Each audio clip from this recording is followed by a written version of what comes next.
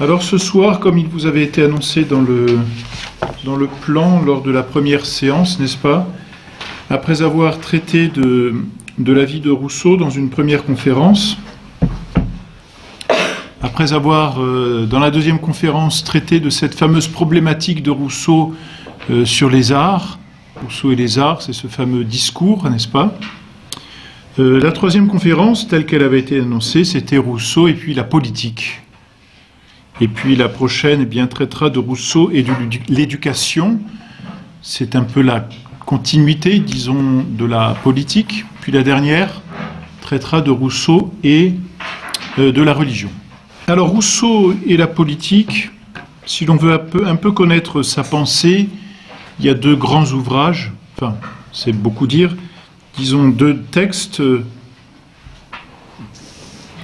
Le premier, c'est le discours sur l'inégalité, donc un deuxième discours. Et le second, c'est le contrat social, qui a pour sous-titre « Principe du droit politique ». Le premier a été composé en 1753, le discours sur l'inégalité. Et le second, le contrat social, a été composé en 1762. Alors très rapidement, je vous présente le discours sur l'inégalité. La feuille que je vous ai distribuée ne contient que des citations du contrat social et rien d'autre. Je ne vous ai pas donné de citation du discours sur l'inégalité. Alors ce fameux discours, c'est comme le premier, vous vous souvenez la dernière fois, discours sur les arts.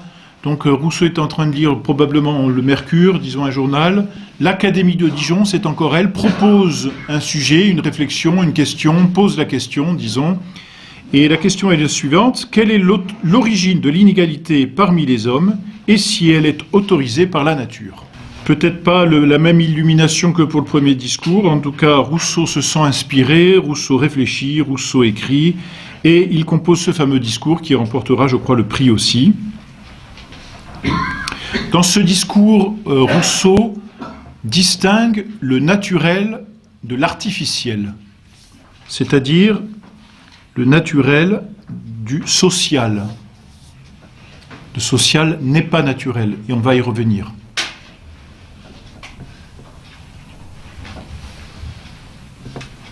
Ou, je crois, comme une expression qu'il utilise dans les confessions, l'homme de la nature, ça c'est le naturel, et l'artificiel, c'est l'homme de l'homme. C'est-à-dire l'homme qui s'est fait lui-même, enfin, qui s'est, pas au sens qu'il s'est fabriqué, mais l'homme qui s'est repris en main par la société, disons. En fait, comme il l'explique dans son discours, l'homme de la nature est innocent. Il est heureux. Il est dans un stade même prémoral, c'est-à-dire il n'y a ni bien ni mal, tout va bien, quoi, disons. C'est cette bonté primitive. En fait, il est comme les animaux, sauf qu'il a la liberté en plus, ce qui est pas mal. Par contre, ce qu'il faut comprendre parce que, vous voyez, c'est ce fameux mythe du bon sauvage. Mais ce qu'il faut bien comprendre dans ce discours, c'est que Rousseau ne fait pas là, disons, l'histoire de l'humanité en disant, il y a eu cette première période où l'homme était absolument heureux, il était dans une bonté originelle. Ce serait mal comprendre la pensée de Rousseau.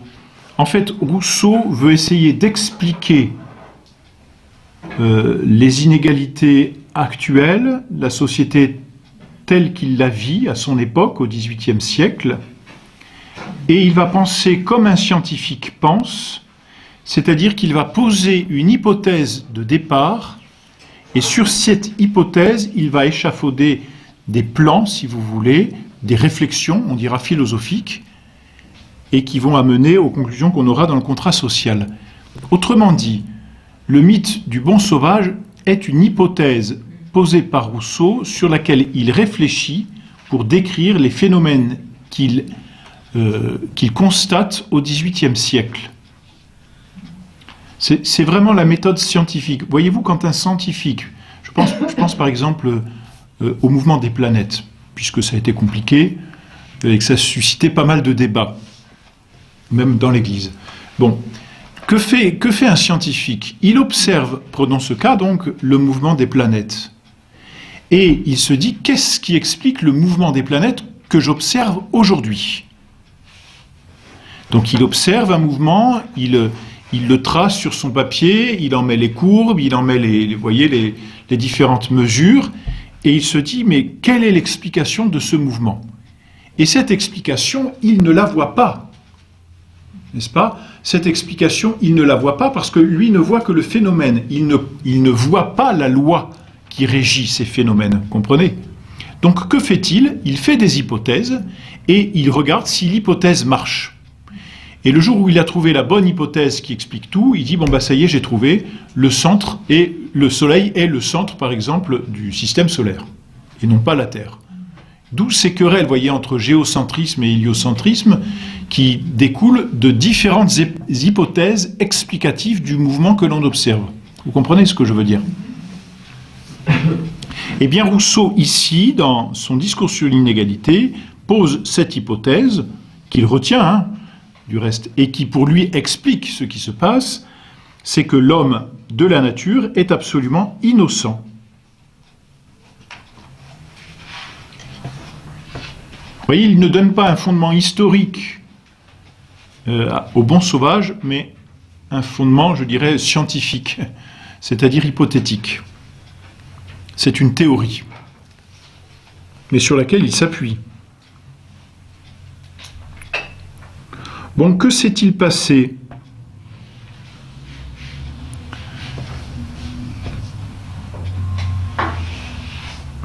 L'homme a perdu cette innocence par le concours de circonstances extérieures, par exemple les catastrophes naturelles, entre autres, disons. Il est tombé dans l'état sauvage, c'est-à-dire que là, pour le coup, les hommes se sont retrouvés dans une certaine inégalité. Et puis ça a été le début de la propriété privée. L'un a pris quelque chose comme lui appartenant, ne l'a conservé qu'au prix de sa force. Les autres n'ont pas pu lui ravir tant qu'ils étaient plus faibles. Donc toutes ces inégalités se sont installées. La propriété privée s'est installée aussi, dit-il. Et cela a engendré un déséquilibre dans les relations humaines. Ça, c'est le deuxième état, l'état sauvage. Il y a comme une parodie, si l'on peut dire, de ce que dit le catholicisme et le dogme, c'est-à-dire l'état d'innocence d'Adam et Ève, la chute, puis la rédemption. Qui ne nous a pas fait retrouver l'état d'innocence? C'est bien clair. Eh bien, pour Rousseau, je dirais, d'une certaine façon, il y a une analogie. Perte de l'innocence, donc état d'innocence, le bon sauvage. Perte de l'innocence, c'est l'état sauvage. Donc cette fois, ce n'est plus le bon sauvage, mais c'est le mauvais sauvage. Propriété privée, dispute, inégalité, ce sont les grands mots qui reviennent et que Rousseau retient. Et ensuite, pour pallier ce problème d'inégalité, et comme il est impossible de retourner au premier état, à l'état sauvage, eh bien, l'homme invente, par un pacte, la société. Et c'est la société qui est censée réparer en partie cet état sauvage d'inégalité et de dispute et finalement d'aliénation pour certains de leur liberté dans la nature. Donc vous voyez, la société n'est pas naturelle, elle est une convention, elle est artificielle, elle est inventée par les hommes pour résoudre une certaine difficulté qui s'était installée. L'homme, par nature, est indépendant. En fait, ce discours sur l'inégalité est un pamphlet, on peut bien dire, libertaire, et en tout cas très certainement individualiste, ça c'est clair.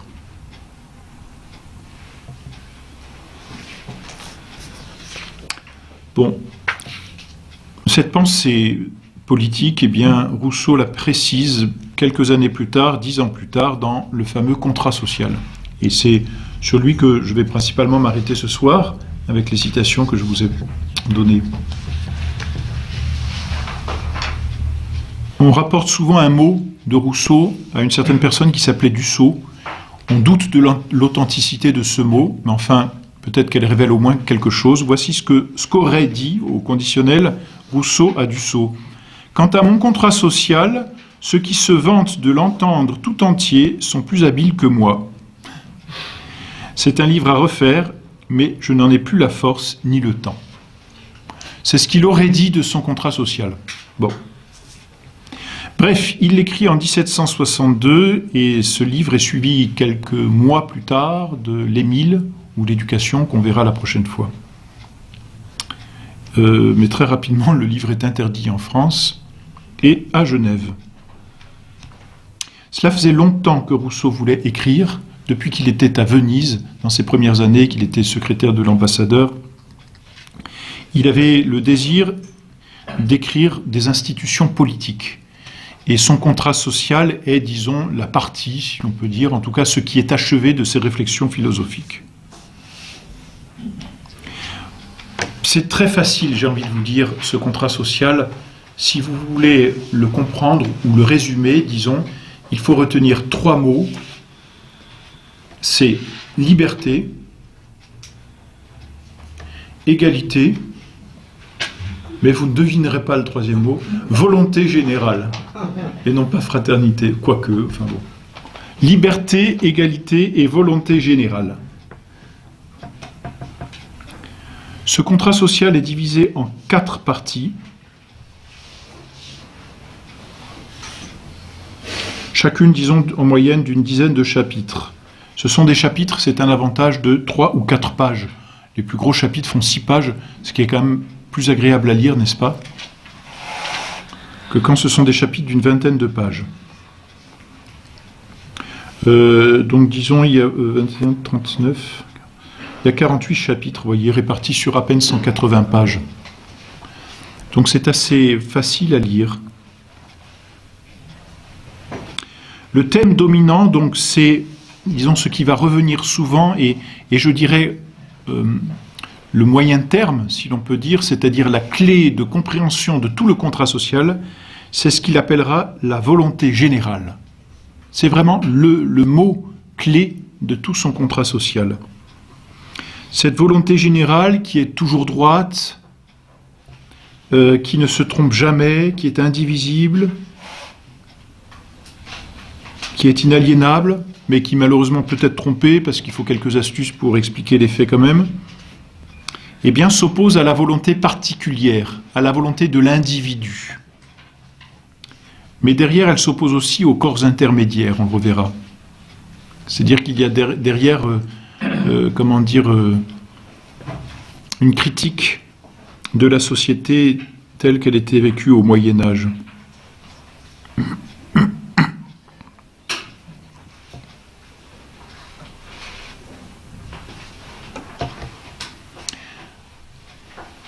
Ce contrat social naît, enfin, disons, commence et naît, on peut dire, d'un paradoxe.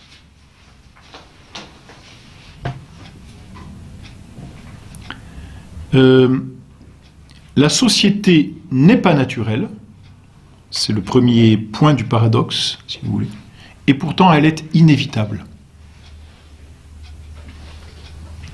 Autrement dit, l'homme ne devrait pas par nature être sociable, vivre en société, et pourtant de fait l'homme doit vivre en société. Vous voyez, c'est ça le paradoxe. Ça n'est pas normal que l'homme vive en société parce que ça n'est pas dans sa nature, et pourtant de fait c'est quand même normal quelque part, d'une certaine façon, dans les faits au moins, que l'homme vive en société. Vous voyez, c'est ça le paradoxe à l'origine de tout le contrat social. C'est la première citation que je vous donne, c'est le début même du contrat social. L'homme est né libre, donc ça c'est ce qui est naturel à l'homme, et partout il est dans les fers, c'est-à-dire partout il est quelque part esclave. Un tel se croit le maître des autres, qui, finalement, ne laisse pas d'être plus esclaves qu'eux. Certains, n'est-ce pas, se croient les maîtres, et pourtant, quelque part, ils sont esclaves. Esclaves d'un autre maître. Comment ce changement s'est-il fait? Je l'ignore. Qu'est-ce qui peut le rendre légitime? Je crois pouvoir résoudre cette question. Pourquoi l'homme vit en société? Et qu'est-ce qui doit définir la vie de l'homme dans la société? C'est ça la question à laquelle va répondre Rousseau. Si je ne considérais que la force et l'effet qui en dérivent, je dirais, tant qu'un peuple est contraint d'obéir et qu'il obéit, il fait bien. Sitôt qu'il peut secouer le joug et qu'il le secoue, il fait encore mieux, car, recouvrant sa liberté, par le même droit qui la lui a ravie, ou il est fondé à la reprendre, ou ne l'était point à la lui ôter. Mais l'ordre social est un droit sacré qui sert de base à tous les autres. Cependant, ce droit ne vient point de la nature, il est donc fondé sur des conventions. Il s'agit de savoir quelles sont ces conventions. Avant d'en venir là, je dois établir ce que je viens d'avancer. Autrement dit, voyez, quand l'homme est obligé d'obéir, c'est ce qu'il dit au début, tant qu'un peuple est contraint d'obéir et qu'il obéit, il fait bien. Quand il est obligé d'obéir, l'homme n'est pas dans une bonne condition. Pourquoi? Et c'est là qu'on y revient. Parce qu'à ce moment-là, il a perdu sa liberté.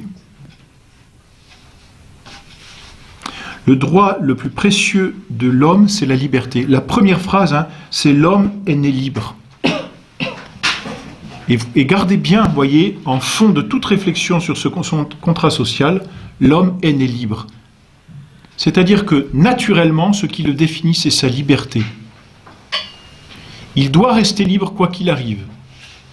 Il doit conserver sa liberté. À partir du moment où il vit en société et qu'il perd sa liberté, l'homme n'est plus dans un état normal. Et donc, s'il secoue le joug, voyez comme il le dit, il fait mieux, car il retrouve sa liberté. Mais il y a un ordre social, et c'est là, cette phrase elle est un peu mystérieuse parce qu'il l'annonce comme cela, et on ne sait pas d'où elle sort, mais l'ordre social est un droit sacré qui sert de base à tous les autres. En fait, il est en train de dire, il existe un ordre social dans lequel l'homme va conserver sa liberté. Quel est-il? Comment s'est-il fait? De quoi s'agit-il? C'est ce dont il va discuter dans le contrat social. Donc finalement, pour Rousseau, la seule société qui convient à la nature de l'homme, c'est celle qui va respecter sa liberté et la lui conserver. C'est celle dans laquelle, c'est la société, oui, dans laquelle l'homme pourra rentrer, n'est-ce pas? La société à laquelle l'homme pourra faire partie, sans aliéner sa liberté. Donc la gageure, si vous voulez, de Rousseau ici, c'est de considérer comment l'homme peut être social, c'est-à-dire se soumettre, et en même temps rester libre. Autrement dit, quelque part, ne pas se soumettre. Vous voyez, c'est ça, cette contradiction que veut résoudre le contrat social. Comment l'homme peut-il se soumettre, pour dire ça simplement, et rester libre?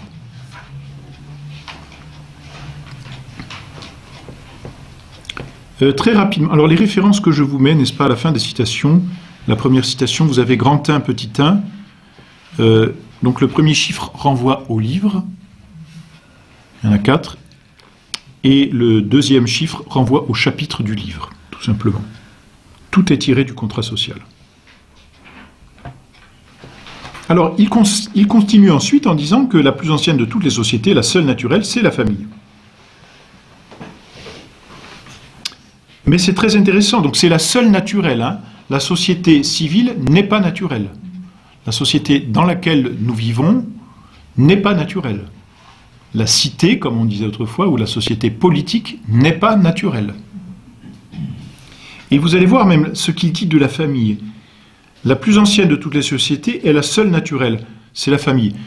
C'est vrai que, aujourd'hui, peut-être qu'il pourrait le nier plus facilement avec grâce, disons, au progrès scientifique, n'est-ce pas, qui permettent à un enfant d'exister sans famille, entre guillemets. À l'époque de Rousseau, ça n'était pas encore concevable, en tout cas certainement pas réalisable. Donc, face, n'est-ce pas, à un fait qui était absolument pas, qu'il ne pouvait absolument pas remettre en cause, la famille reste naturelle. Un enfant avait pour exister besoin d'un père et d'une mère, à l'époque de Rousseau. Aujourd'hui, grâce à nos autorités politiques compétentes, eh bien, on peut faire des enfants sans famille. C'est merveilleux. Alors, voici ce que dit Rousseau. Donc, la famille est naturelle. Il ne peut pas faire autrement que de le dire, hein, vous avouez. La famille est naturelle. Encore, ajoute-t-il, les enfants ne restent-ils liés au père qu'aussi longtemps qu'ils ont besoin de lui pour se conserver. Sitôt que ce besoin cesse, le lien naturel se dissout. Donc en fait, un homme perd son père ou sa mère à partir du moment où il est indépendant. Et le lien naturel, dit-il, hein, c'est pas moi qui les invente, hein, le lien naturel se dissout. Voilà, donc il n'y a plus de famille. C'est assez incroyable, hein.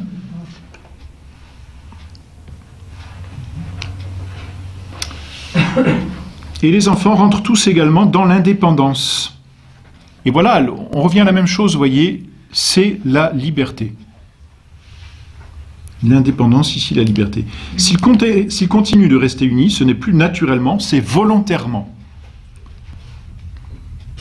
Autant dire qu'au bout d'un moment, le lien du sang n'est plus naturel, il est volontaire. Ben, c'est ça, si on lit entre les lignes. Et la famille elle-même ne se maintient que par convention. Donc un enfant aime naturellement ses parents quand il est petit, et ensuite il les aime par convention quand il est indépendant.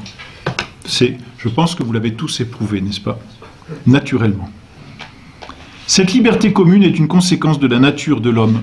Et on revient toujours à la même chose, hein. Le fond, c'est que la nature de l'homme, c'est la liberté. Et qui dit liberté ici, dit indépendance. Sa première loi, la loi de la nature, c'est de veiller à sa propre conservation. Ses premiers soins sont ceux qu'il se doit à lui-même. Et sitôt qu'il est en âge de raison, lui seul étant juge des moyens propres à le conserver, devient par là son propre maître. D'où le droit des enfants, quand ils sont suffisamment mûrs pour choisir ce qu'ils doivent manger. Ou ce qu'ils doivent apprendre à l'école. Donc voilà, ici, vous voyez, c'est très fort, hein, parce que Rousseau détruit toute naturalité de la société, si l'on peut dire, pour la liberté, si vous voulez. Alors la citation que je vous mets après, qui est toujours dans le livre 1, « Renoncer à sa liberté, c'est renoncer à sa qualité d'homme ». Elles sont nombreuses, ce genre de citations, mais c'est vraiment le fond de tout ce contrat social. C'est libertaire, hein. Et aujourd'hui, on n'entend parler que de liberté, et c'est Rousseau. Au moins, quand on parle de liberté, c'est Rousseau, parce qu'on ne vit pas ce que Rousseau désirait. Mais vous verrez, c'est normal, c'est la faute à Rousseau. Et à Voltaire aussi, mais bon. Renoncer à sa liberté, c'est renoncer à sa qualité d'homme, aux droits de l'humanité, même à ses devoirs. Il n'y a nul dédommagement possible pour quiconque renonce à tout. Une telle renonciation est incompatible avec la nature de l'homme, et c'est ôter toute moralité à ses actions que d'ôter toute liberté à sa volonté. Enfin, c'est une convention vaine et contradictoire de stipuler d'une part une autorité absolue et de l'autre une obéissance sans borne. Vous voyez, c'est contre la liberté. Bon, alors Rousseau continue sa réflexion. L'homme, par nature, est libre, il est indépendant, il n'est maître que de lui-même, n'est-ce pas? Et ensuite, je suppose, c'est la citation suivante, qui reprend finalement l'hypothèse du discours sur l'inégalité. Je suppose les hommes parvenus à ce point où les obstacles qui nuisent à leur conservation dans l'état de nature l'emportent par leur résistance sur les forces que chaque individu peut employer pour se maintenir dans cet état. Alors cet état primitif ne peut plus subsister, le genre humain périrait s'il changeait de manière d'être. Autrement dit, on arrive, dit Rousseau, et on est là dans cette hypothèse, on arrive à ce moment où l'homme, face à des obstacles qui sont plus forts que lui et contre lesquels il ne peut rien, parce que, comme dit Rousseau ensuite, l'homme ne peut pas engendrer de nouvelles forces, eh bien, ces forces vont comme prendre le dessus sur lui-même. Les obstacles vont être tels il est en train de déchoir de sa nature libre. Alors, que va-t-il faire? C'est quasiment aussitôt. Après, il va trouver une forme d'association qui défende et protège de toute la force commune la personne et les biens de chaque associé. En fait, pour dire schématiquement, l'homme va se trouver à un moment donné dans une situation telle qu'il va avoir en face de lui des obstacles qui vont être comme une contrainte à sa liberté. Voyez ? Sa liberté va être comme empêchée par ces obstacles. Alors que faire face à ces obstacles? Eh bien, l'homme va être obligé de s'associer à d'autres hommes. Mais quel est le but de cette association? Eh bien, pouvoir garder sa liberté, la conserver ou la retrouver. D'accord? On a là l'origine du pacte social, ce qu'il appelle aussi le contrat social, et on a là en même temps le but de ce pacte social, c'est la liberté. Pourquoi j'insiste tant sur cette liberté? L'homme est à un moment, je dirais historique, en tout cas hypothétique, scientifique, disons, de perdre sa liberté, c'est comme ça qu'il l'explique. Que fait-il? Il s'associe à d'autres pour pouvoir retrouver cette liberté. Voyez. Trouver une forme d'association qui défend et protège de toute la force commune, la personne et les biens de chaque associé, et par laquelle chacun, s'unissant à tous, n'obéisse pourtant qu'à lui-même. Voyez. Chacun, je ne sais pas si je vous l'ai mis, si chacun s'unissant à tous n'obéisse pourtant qu'à lui-même et reste aussi libre qu'auparavant. Tel est le problème fondamental dont le contrat social donne la solution. Et voilà, je dirais c'est tout. On n'a plus qu'à refermer, on a compris. Qu'est-ce que c'est que le contrat social? C'est cette convention par laquelle les hommes vont s'associer entre eux, fonder ainsi une société, mais dans le but de pouvoir retrouver leur liberté, c'est-à-dire n'obéir qu'à lui-même. Et alors, vous voyez le nouveau paradoxe qui naît. Comment puis-je m'associer à d'autres et n'obéir qu'à moi? Comment puis-je vivre avec d'autres et en même temps conserver ma liberté? Alors, chacun, dit-il, je ne voulais pas donner cette citation, se donnant à tous ne se donne à personne. Voilà la solution. C'est simple, il fallait y penser.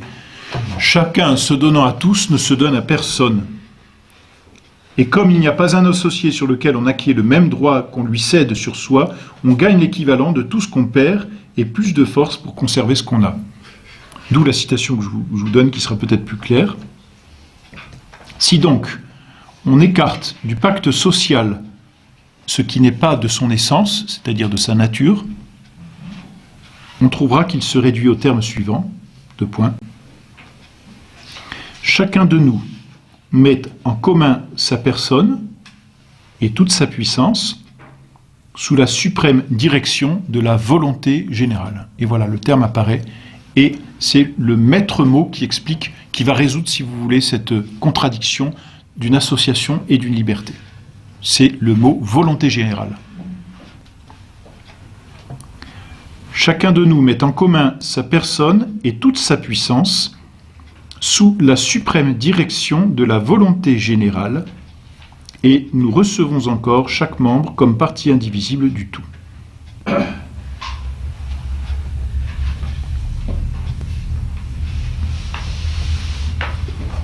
Voici ce que dit la suite, je crois que oui, vous l'avez. À l'instant, au lieu de la personne particulière de chaque contractant, cet acte d'association produit un corps moral et collectif, composé d'autant de membres que l'Assemblée a de voix, lequel reçoit de ce même acte son unité, son moi commun, sa vie et sa volonté. Cette personne publique, qui se forme ainsi par l'union de toutes les autres, prenait autrefois le nom de cité, et prend maintenant celui de république ou de corps politique, lequel est appelé par ses membres État quand il est passif, souverain quand il est actif, puissance en le comparant à ses semblables. Qu'est-ce que veut dire ici Rousseau? Il veut dire que les hommes vont s'associer pour retrouver leur liberté. D'accord? En s'associant, que vont-ils faire?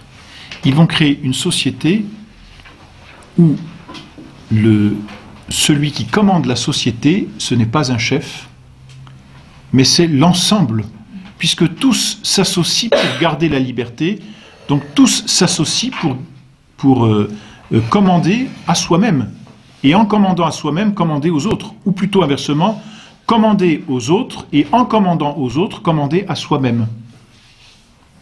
En fait, Rousseau est en train de dire que dans son pacte social, il n'y a pas de chef, il y a simplement une union des volontés qui est exactement la même volonté pour tous, celle de garder la liberté, et cette union est telle qu'elle va créer un nouveau corps qu'il appelle la société, un corps politique qu'il appelle la société, mais qui est une nouvelle volonté commune d'avoir exactement la même chose en commun et chacun. Vous voyez ce que je veux dire ? C'est cela qu'il appelle la volonté générale. Cette société, ce corps composé de membres, comme il dit, n'est-ce pas, a pour base, pour fondement, le même motif pour chacun, c'est de conserver sa liberté. C'est un peu comme s'ils mettaient tous en commun leur liberté pour qu'il y ait une super liberté, j'exagère un peu, mais voyez, et ce corps social est tel qu'il a désormais une nouvelle personnalité, qu'il a un nouveau moi, comme on le dit, une nouvelle conscience, une nouvelle liberté, bref, une nouvelle volonté qu'on appelle la volonté générale. Cette volonté générale, qu'est-ce que c'est ? C'est la volonté de tous les particuliers, c'est la même chose. Sauf que ce n'est plus la volonté du particulier, mais c'est la volonté générale. Un peu, si vous voulez, un peu. Comme la vie de chacun des membres de notre corps, c'est la vie de notre être. C'est la même vie qui circule dans nos membres et dans chacun des membres et qui définit la vie de ce que nous sommes, nous, comme tout. Vous voyez ? Sauf que la comparaison ici n'est pas possible parce qu'un corps social ne peut jamais être comparé à un corps matériel. Là où, vous voyez, notre corps est composé de plusieurs membres, mais unis et vraiment unifiés dans une vie qui est unique, et j'insiste justement sur cette unité, Rousseau va dire les hommes s'assemblent dans une unité qu'il va appeler la société par un pacte qu'il appelle le contrat social, dans lequel il n'y aura désormais plus qu'une seule vie qui sera la même pour tous, et cette vie c'est la liberté. Mais comment la trouver ? Bien par la volonté générale. Or, qu'est-ce que la volonté générale ? On y reviendra, c'est l'expression de tous. Vous avez là vraiment la définition de la démocratie au sens rousseauiste et moderne finalement. Vous voyez ? Ça pose beaucoup de problèmes parce que, autant, vous voyez, quand les individus vont s'unir entre eux, ils vont s'unir dans un but commun, donc ils seront tous d'accord, c'est pour la liberté, c'est pour conserver leur liberté, mais ensuite, quand il faudra... Donc, vous mettez... j'ai envie de dire, vous mettez vous fusionnez ces individus dans une espèce de pâte, vous voyez.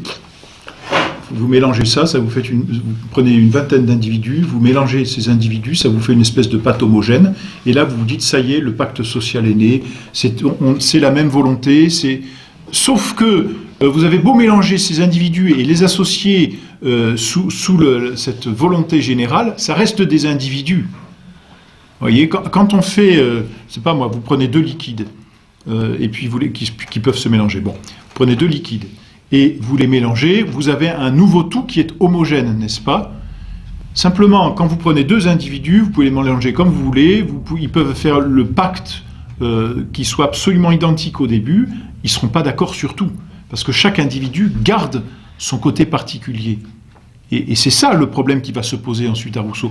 Comment décider d'être tous libres en même temps et d'être tous libres chacun ? Voilà le problème qui se pose.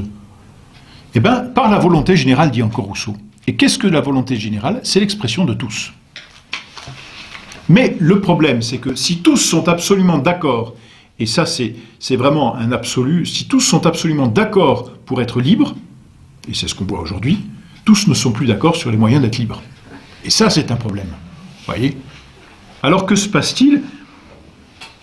Eh bien, c'est la citation suivante. « Afin donc que ce pacte social ne soit pas un vain formulaire, il renferme tacitement cet engagement qui seul peut donner de la force aux autres, que quiconque refusera d'obéir à la volonté générale, y sera contraint par tout le corps. » Ce qui ne signifie autre chose sinon qu'on le forcera à être libre. C'est bien vu. Car telle est la condition qui donne en chaque citoyen à la patrie le garantie de toute dépendance personnelle. C'est quand même, il fallait le dire, quoi. Simplement, voilà, il y a un avantage, c'est ce qu'il va dire ensuite, c'est la citation que je vous donne dans le livre 8, vous en avez plusieurs que je vous donne, c'est que dans cet état civil, certes, l'homme va perdre certaines choses de son état naturel, l'indépendance, la liberté absolue, mais il va en gagner d'autres. Et en fait, pour faire passer ce fait qu'on est obligé d'être libre, c'est quand même paradoxal, hein, puisque quand on s'est associés, là on était tous d'accord, on veut tous la liberté, hein, c'est ce qu'on entend aujourd'hui, liberté, liberté. Donc là on est d'accord, on s'associe, on veut la liberté, et puis ensuite on se dispute parce qu'on ne sait pas comment on la veut, ni pourquoi, ni avec qui, ni comment. Pour Rousseau c'est très simple, celui qui n'a pas compris et qui s'y oppose, eh bien il faut le forcer parce qu'il n'a pas compris ce que c'était que la liberté, tout simplement. Vous voyez ? Simplement, cette association qui forme un corps, pour Rousseau, est à la fois le corps et à la fois le souverain. Et ça, il faut le comprendre. Dans le pacte social, la volonté générale, c'est l'union de toutes ces volontés qui décident ensemble. Et donc, le chef de cette volonté, c'est pas un homme, même si par la suite il sera désigné de fait. Mais le souverain de ce pacte social, c'est l'ensemble des individus. Et ça doit être très clair. C'est la vraie démocratie, le référendum absolu, qui ne produira rien, vous verrez. D'ailleurs, il en est conscient parce qu'il le dira ensuite, je ne sais plus si je vous ai donné la citation, mais si on veut que ce pacte social, cette volonté générale marche, en fait, il faut que les États soient tout petits. De fait, si on n'est que deux, c'est plus facile de s'entendre que quand on est 3 ou 4, et plus le pays est grand. Il voulait diviser, je crois, la Pologne en 32 États. Donc c'est vous dire, je ne sais pas comment il aurait divisé la France, mais en 32 États pour que ça marche bien. D'ailleurs, ensuite, en matière de constitution, Rousseau ne parlera que de la Pologne, n'écrira, disons, que sur la Pologne et sur la Corse, d'ailleurs, qu'il donnera un exemple. Et il dit, on entendra parler d'elle. Bon, il a raison, mais peut-être pas dans son sens. Mais voyez, plus on est nombreux à s'associer, plus les discordes existeront, d'accord ? Donc il vaudrait mieux, dit-il, que l'État soit tout petit. Bon. Sinon, on ne s'entendra pas. Pourquoi ? Parce que, vraiment, j'insiste, le souverain, c'est le corps en tant qu'il décide. Et, celui qui se soumet, c'est aussi le corps, mais en tant qu'il prend ses décisions pour lui et qu'il se les applique. Donc le souverain, c'est le corps social. Ce sont tous les individus réunis qui décident et qui font une décision, si vous voulez. Et puis les membres de la société, c'est encore ce corps en tant qu'il applique cette décision pour lui. La vraie démocratie, je décide pour moi. Sauf que nous décidons pour nous. Voilà.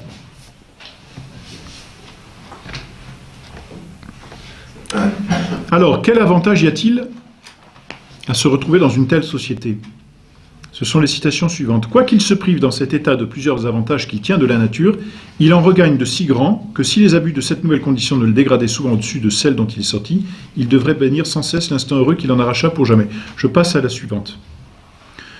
Réduisons toute cette balance à des termes faciles à comparer. Ce que l'homme perd par le contrat social, c'est sa liberté naturelle. C'est un droit illimité à tout ce qui le tente et qu'il peut atteindre. Mais ce qu'il gagne, c'est la liberté civile, c'est-à-dire l'égalité. C'est ça la liberté civile, l'égalité. Tout homme naît égal et libre et égal en droit. Tous les hommes naissent libres et égaux en droit. C'est sa liberté naturelle. C'est un droit illimité. C'est sa liberté civile, c'est la propriété de tout ce qu'il possède. Et une propriété, vous voyez, qui est régie par la volonté générale. Donc une propriété à laquelle il se met des limites, mais par volonté générale et par liberté, pour en même temps laisser à chacun la liberté. Comme disait Sartre, ma liberté s'arrête là où commence celle d'autrui. Donc il perd sa liberté naturelle illimitée, mais en gagnant la propriété, il conserve une certaine liberté et permet aux autres de la conserver. C'est ça ce que veut dire Rousseau. Vous voyez ?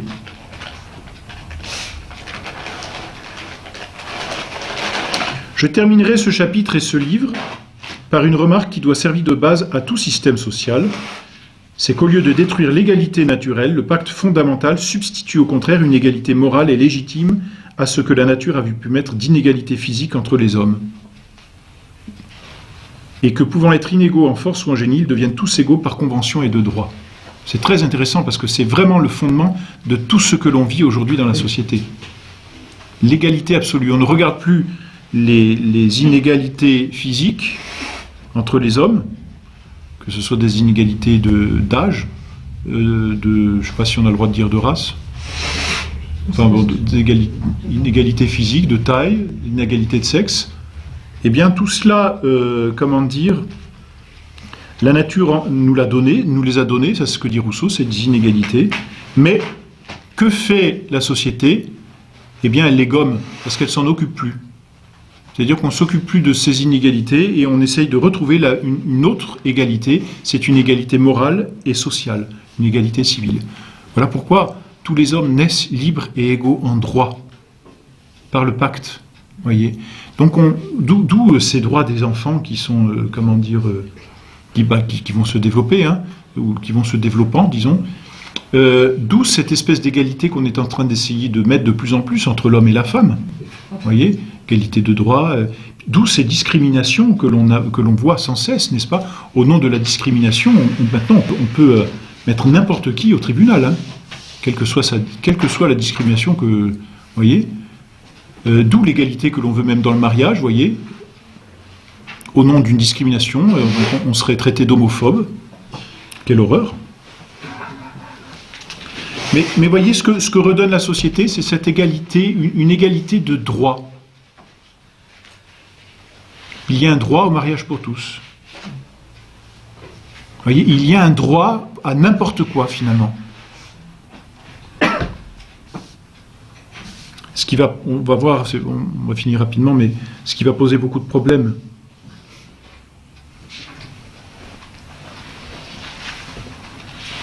Et alors ensuite, dans le deuxième livre, Rousseau insiste, et de l'autre côté, la première, la plus importante conséquence des principes, ci-devant établis, c'est que la volonté générale peut seule diriger les forces de l'État, selon la fin de son institution qui est le bien commun. La souveraineté n'est que l'exercice de la volonté générale, laquelle ne peut jamais s'aliéner. Et que le souverain, voyez, c'est un être collectif. Insistons bien sur ces termes. Qui ne peut être représenté que par lui-même. Donc, les citoyens donnent le pouvoir à la collectivité.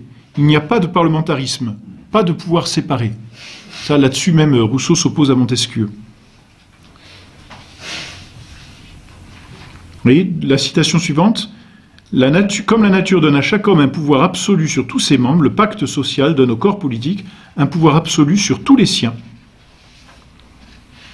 Et c'est ce même pouvoir qui, dirigé par la volonté générale, porte, comme j'ai dit, le nom de souveraineté. Vous voyez, c'est exactement ce que je voulais vous dire, c'est que ça n'est pas un souverain, la souveraineté, c'est l'ensemble des individus. Le peuple est souverain. Vous voyez, c'est exactement cela qu'il veut dire. Le peuple est souverain. D'où aujourd'hui, n'est-ce pas, au nom de la démocratie, on condamne le populisme. Allez comprendre.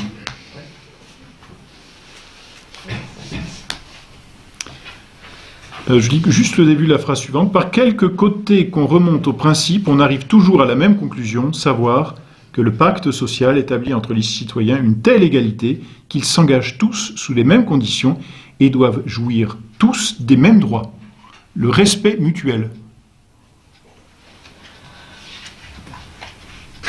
Si ça vous fait plaisir, si c'est votre bon plaisir, si c'est comme ça que vous le voyez. Et cette égalité, on va la retrouver dans la vérité. Si c'est votre façon de voir, je ne m'y oppose pas. Et on est en train de la retrouver dans l'Église. Si c'est votre religion, que voulez-vous ?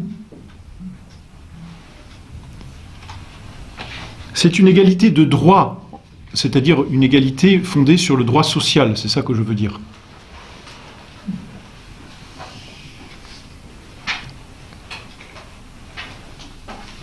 Je passe, et la petite phrase qui suit, voyez, les lois, c'est la conséquence. Après, tout découle, c'est assez facile quand on a compris ces principes.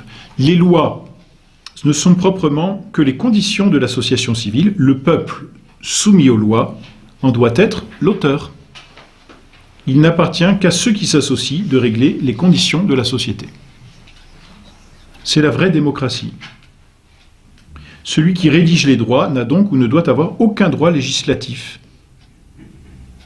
Parce que ce droit n'appartient pas à un individu en particulier, il appartient au peuple. Et le peuple ne le communique pas.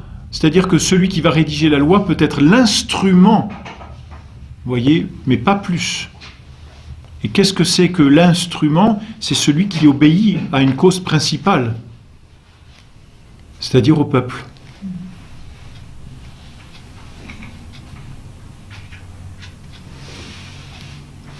La citation suivante. Si l'on recherche en quoi consiste précisément le plus grand bien de tous, qui doit être la fin de tout système de législation, on trouvera qu'il se réduit à deux objets principaux, la liberté et l'égalité. La liberté, parce que toute dépendance particulière est autant de force ôtée au corps de l'État. L'égalité, parce que la liberté ne peut subsister sans elle. Elles se tiennent par la main. Voyez, ce sont des absolus. Ce qui est très intéressant, c'est que la liberté n'est pas définie une seule fois vraiment et philosophiquement dans ce contrat social. Donc elle signifie ici l'indépendance, en tout cas la possibilité de faire ce que l'on veut. Ce que l'on veut. Il n'y a pas de bien et de mal au sens absolu, mais le bien et le mal ne sont plus que relatifs à la liberté. On a inversé, vous voyez, là où la liberté normalement est relative au bien, c'est-à-dire que la liberté est ordonnée au bien, elle est faite pour le bien, elle est faite pour faire et obtenir le bien. Désormais, le bien va se définir par rapport à la liberté, et non plus la liberté par rapport au bien. Donc, ça n'est plus est libre celui qui fait le bien ou se dirige vers le bien, mais est bien ce qui favorise la liberté. On a renversé. Vous voyez. Si je me suis opposé à la liberté d'un homme, eh bien j'ai mal fait.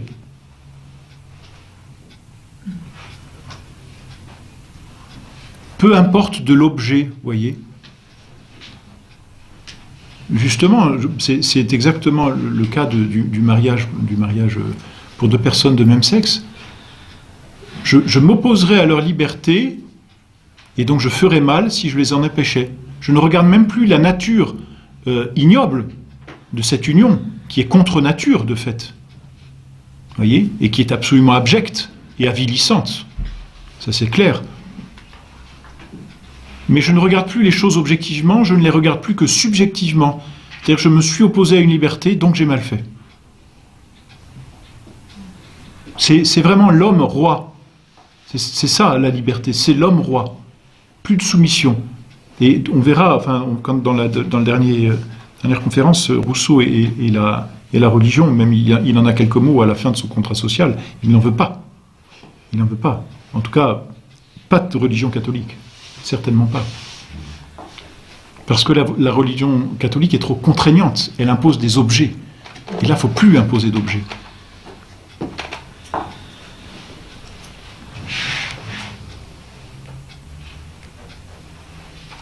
J'en arrive aux deux dernières citations.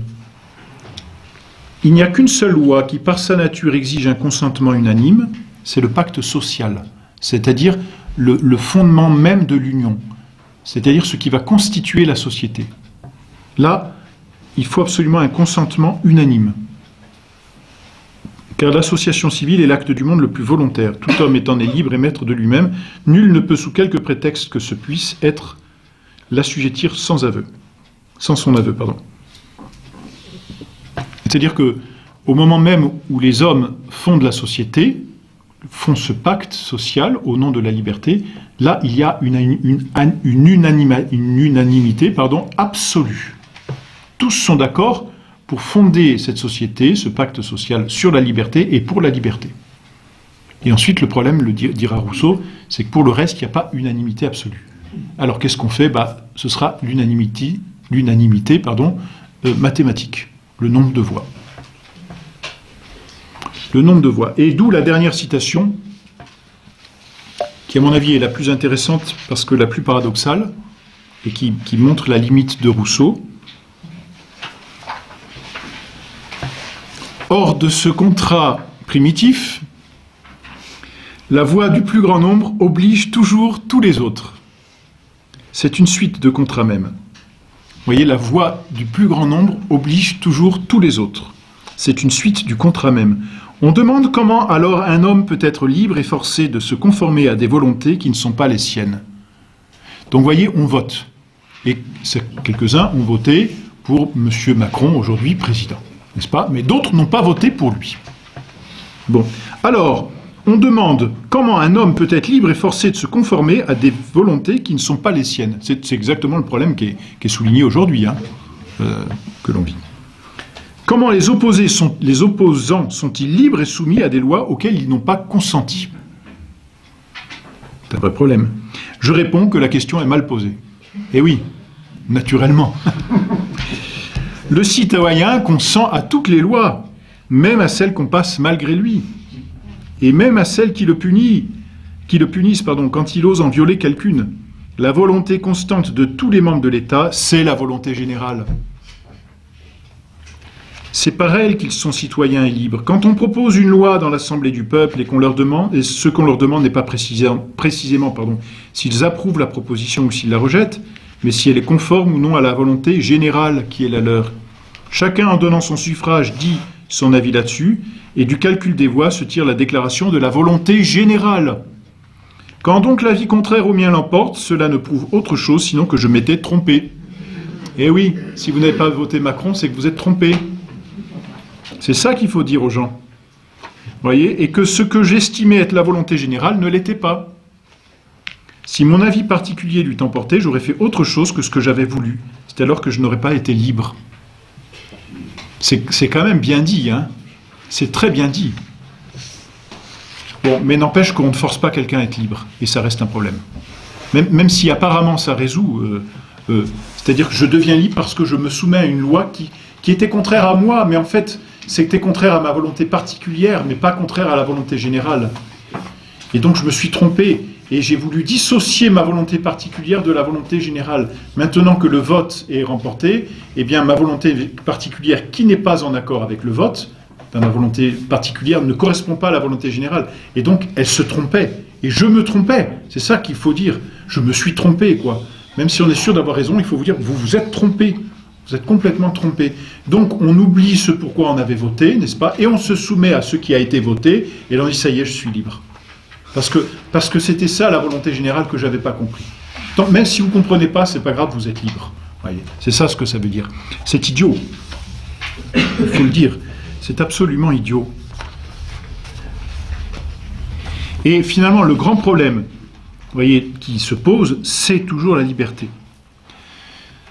Les limites, je finis en vous donnant les limites. Vous voyez, je vous expliquais ici ce que c'est que le contrat social. Je veux maintenant vous donner pas une réfutation à proprement parler, mais disons une réfutation par les limites et les conséquences. Là, le problème, c'est la liberté. Ça reste le problème. D'abord parce qu'elle est mal définie. Donc ça, c'est la réfutation qu'il faudrait donner à Rousseau. La liberté est mal définie. L'égalité, elle est mal définie. En tout cas, elle n'existe pas. Ça, c'est une fiction, l'égalité, c'est certain. C'est une fiction, c'est-à-dire, si vous voulez, c'est une fiction juridique qui veut s'opposer à la nature. Il n'y a pas d'égalité dans la nature, mais donc on va la créer. Et donc c'est une égalité virtuelle, mais qui, à force d'être exacerbée, à force d'être forcée contre l'inégalité de la nature, va exacerber des tensions et va finir par craquer complètement. D'où, justement, première conséquence, si vous voulez, si l'homme est libre, et même si l'homme est libre de faire ce pacte à l'origine, il est tout aussi libre de le quitter. Et donc la conséquence, et au nom de quoi Rousseau dira, maintenant que vous avez fait ce pacte, vous ne pouvez plus le quitter. Au nom de quelle liberté? Vous voyez, si quelqu'un veut retrouver sa liberté et son indépendance, libre à lui de se désengager du pacte, n'est-ce pas? dans lequel il s'était engagé. Eh bien, que se passe-t-il? Quelle est la conséquence? C'est l'anarchie. C'est-à-dire que si ce pacte est une convention, eh bien, la conséquence de cette convention, c'est une anarchie. Ce contrat, je ne le respecte plus. Parce qu'au nom de quoi ce désir de sauvegarder les libertés est-il perpétuel? Au nom de la liberté. Mais quand je pense avoir retrouvé ma liberté, eh bien, je n'ai plus besoin de la volonté générale pour avoir ma liberté. Donc, je me retire, vous voyez, de ce pacte. En fait, en faisant de la société une convention purement artificielle, eh bien, Rousseau engendre nécessairement une anarchie.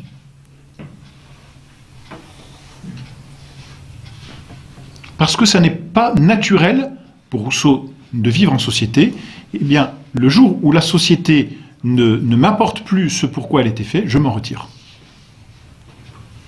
Donc son pacte social, si vous voulez, est à long terme, comment dire, on peut dire c'est comme une explosion atomique. Ce pacte social, c'est comment dire, une fusion, et puis au bout d'un moment, cette fusion des individus, elle est telle que ça explose parce que chacun retrouve sa liberté. Voyez ? Donc la conséquence, si l'on peut dire à long terme, c'est l'anarchie. Retrouver sa liberté personnelle.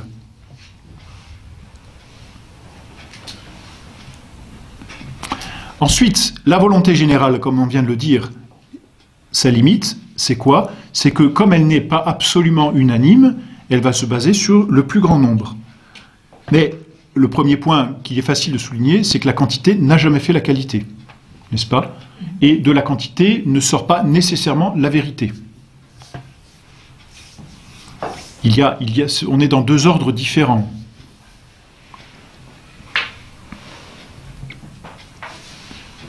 Et puis ensuite, reste le problème de cette minorité, même si Rousseau, ici, dit que la minorité, vous voyez, celle qui n'est pas d'accord, celle qui n'a pas voté pour. Rousseau a beau dire, c'est parce qu'elle s'est trompée, mais vous êtes bien d'accord qu'on a beau dire, je me suis trompé, maintenant je suis libre parce que je sais ce qu'il faut que je pense, vous êtes forcé de le penser, malgré tout. Vous avez beau vous dire que vous êtes libre, en fait, vous êtes forcé d'être libre, ce qui est paradoxal. Mais qu'est-ce que ça veut dire être forcé d'être libre? C'est un totalitarisme, tout simplement. Et là encore, la conséquence de ces démocraties, c'est le totalitarisme. Vous comprenez que c'est même paradoxal, hein, mais la conséquence de la démocratie rousseauiste, c'est d'une part l'anarchie et d'autre part le totalitarisme. Le despotisme. D'ailleurs, c'est Robespierre qui disait ceci, Robespierre qui est quand même rousseauiste, hein. Le gouvernement de la République, c'est le despotisme de la liberté. C'est très bien dit. Le gouvernement de la République, c'est le despotisme de la liberté. Nos gouvernants sont des despotes.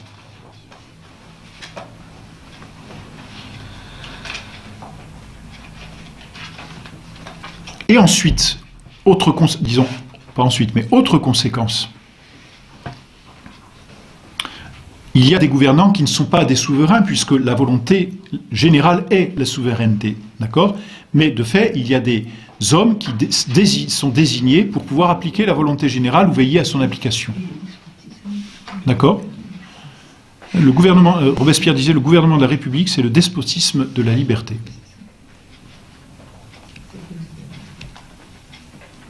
Donc vous voyez, il y a ces hommes qui sont élus, disons, démocratiquement, pour pouvoir faire respecter la volonté générale. Vous voyez? Et quand cette volonté générale finit par s'opposer à ceux qui sont élus, il y a une tension qui va se créer entre ceux qui sont élus et la volonté générale. N'est-ce pas?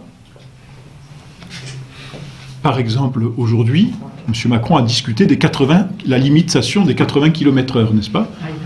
Bon, il s'oppose là à la volonté générale. Il est antidémocratique, cet homme, c'est sûr. Alors, que se passe-t-il dans ces cas-là? Quand le souverain, celui qui est souverain, disons, c'est pas le souverain au sens rousseauiste, mais quand celui qui est désigné pour faire appliquer la volonté générale n'est plus d'accord avec la volonté générale, eh bien, il y a une tension qui se crée, et que se passe-t-il? Pour garder son poste, eh bien, il va agir comme un tyran. C'est-à-dire que le pacte social, qui était censé conserver et mettre en valeur la liberté, va tomber dans la tyrannie.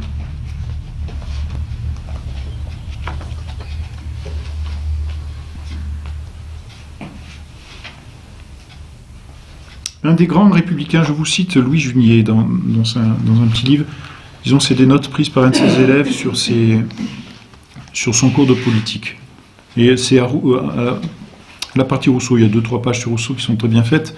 Un des grands républicains du siècle dernier, c'est-à-dire du 19e siècle, Arthur Ranke, tourné vers la droite de l'Assemblée, donc il était à gauche, n'est-ce pas? Tourné vers la droite de l'Assemblée, s'écriait assez ingénument, et ça va éclairer exactement ce que je viens de vous dire. Si vous êtes une infime minorité, à droite, nous vous mépriserons.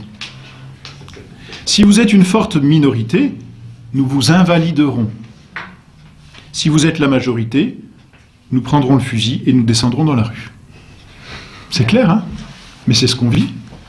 C'est exactement ça. Si vous êtes la majorité, nous prendrons le fusil et nous descendrons dans la rue. Dieu seul sait comment se terminera cette affaire avec les gilets jaunes, hein, mais nous descendrons dans la rue, et c'est pas les gilets jaunes hein, ici, c'est le gouvernement.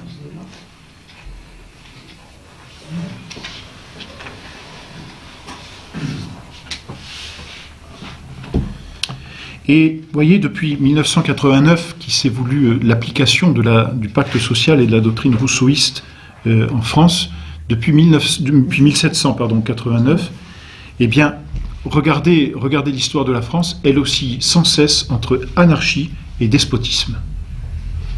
Pourquoi? Parce qu'elle est fondée, aujourd'hui, toutes ces républiques sont fondées sur le contrat social de Rousseau, qui est une absurdité. Parce qu'il n'est pas naturel, parce qu'il est contre nature. Et Rousseau lui-même l'avoue, il n'est pas naturel ce contrat social. Donc vous voyez, aujourd'hui nous vivons vraiment, et je dirais de plus en plus cruellement, les conséquences de ce contrat social. Voilà, donc je m'arrête là pour le contrat social. Vous avez, je pense, les grandes lignes et les clés de compréhension.